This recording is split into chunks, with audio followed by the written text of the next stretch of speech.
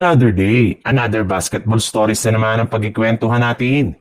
At ngayon nga ay ang balitang pagkatalo ngayon ng Los Angeles Lakers laban sa Oklahoma City Thunder.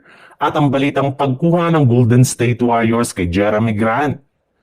Pagkatapos nga ng pagkatalo ngayong araw ng Los Angeles Lakers, mismong si Coach JJ Redick na nga nagsabi sa kanyang post-game interview na masyado nga daw pong nagkagulo at nagkaroon ng confusion sa kanilang depensa ng buong game.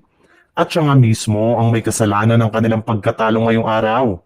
Marami na rin naman nga ng mga analyst at fans ang nagsabi na mukhang kailangan na nga talaga ng Lakers na pabalikin si LeBron James sa lalong madaling panahon upang sa ganon ay makapag-compete sila laban sa mga malalakas na kupunan. Bukod rin nga dyan, mismong si Luka Doncic na rin naman nga nagsabi na sobrang ganda nga daw talaga ng ipinakitang depensa sa kanya ng Oklahoma City Thunder ngayong araw.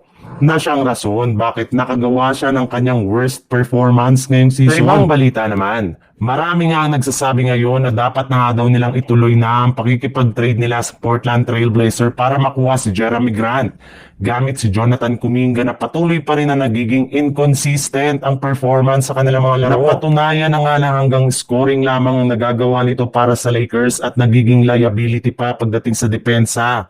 Hindi rin naman nga reliable ang kanilang 3-point shooting, hindi katulad ni Jeremy Grant na bukod sa mapagkakatiwalaan yung shooting ay kagaya nga kaya rin naman ito na sumasalaksak at bantayan ang best player ng kanilang kalaban. Gumagawa rin naman nga ito ng crucial rebounds at points na siyang mas mapapakinabangan ng Warriors. Kaya hindi na nga nakakagulat kung itutuloy na ng Golden State Warriors ang pakikipag-trade sa Blazers as soon as sa kalagitnaan ng December. Inamin na rin naman nga noon ng Golden State Warriors na hindi pa rin nga nila sinasarado ang posibilidad na pagkuha kay Grant. Dahil kapag pumalpak nga ang umpisa ng kanilang kampanya ay tsaka na nga nila ito kukunin bago ang trade deadline.